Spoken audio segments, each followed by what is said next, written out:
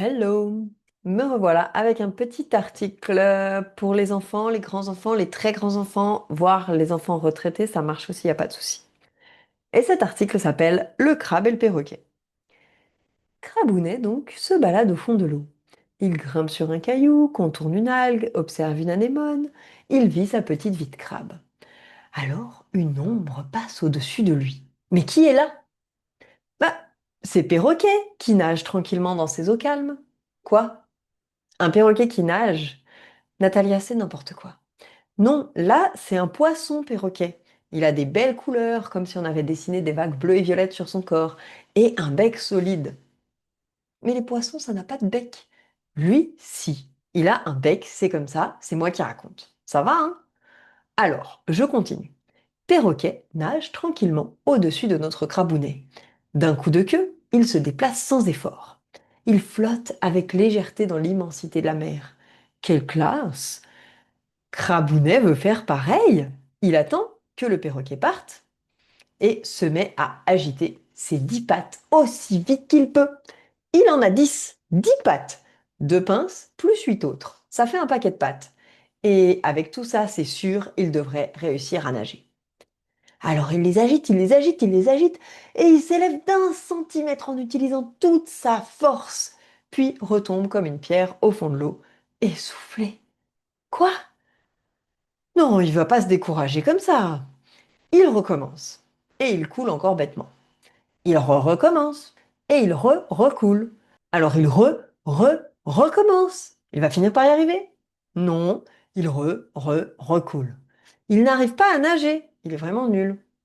Et le lendemain, il a des courbatures dans chacune de ses 10 pattes. Ça fait un paquet de courbatures.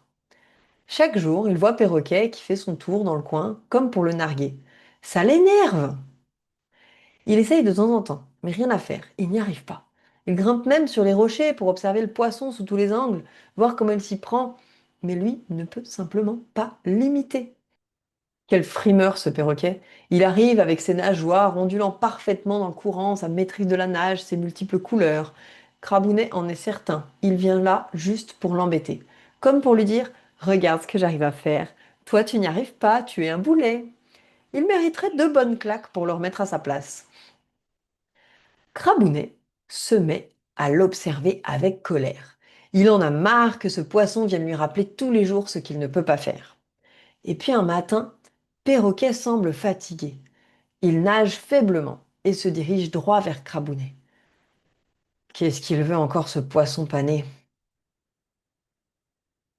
Crabounet, commence Perroquet, hésitant. J'ai besoin de toi. Quoi? Heureusement que Crabounet n'était pas assis sur une chaise, sinon il en serait tombé de surprise. Besoin de moi? Répète-t-il méfiant. Et pourquoi exactement? J'ai un hameçon planté dans la joue. Tu crois que tu peux me l'enlever avec tes pinces? Crabounet repère l'hameçon. Ah oui, ça a l'air de faire mal, ça. Voilà ce qui arrive quand on frime toute la journée. En même temps, il ne peut pas laisser ce poisson avec un hameçon planté dans la joue, même si c'est un poisson très énervant. Crabounet soupire, puis répond. D'accord, viens par là, je vais essayer.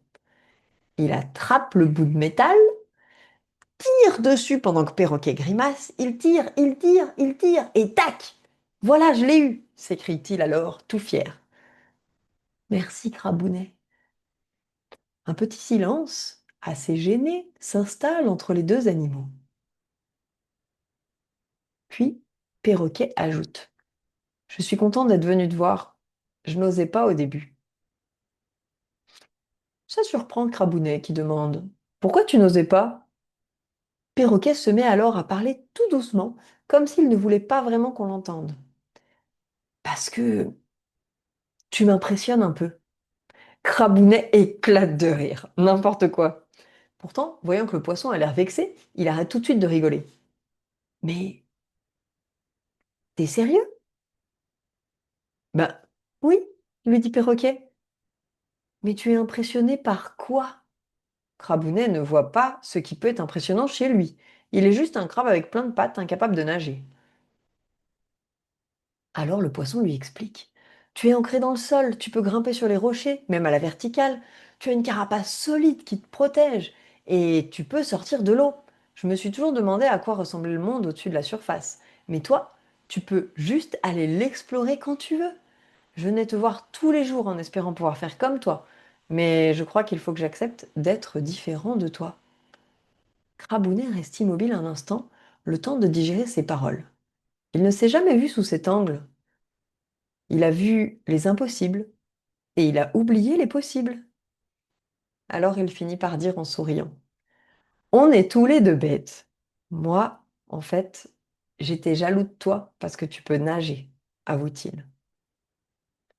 Toute l'amertume qu'il avait accumulée avec le temps s'effondre instantanément.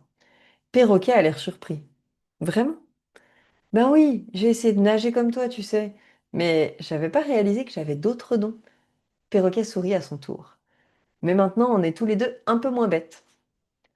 Alors, tous les deux, étant désormais un peu moins bêtes, se mettent à se raconter leurs aventures. Crabounet explique à Perroquet comment il a essayé de nager, et ils rient ensemble.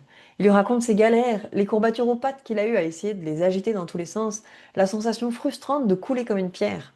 Il n'a plus honte. Il sait que lui aussi peut faire de belles et grandes choses. Et cette fois-ci, ils ne sont plus jaloux l'un de l'autre, juste heureux de pouvoir partager leurs différences. Voilà pour cette petite histoire. C'était Natalia, impératrice un peu différente. Ou beaucoup des fois.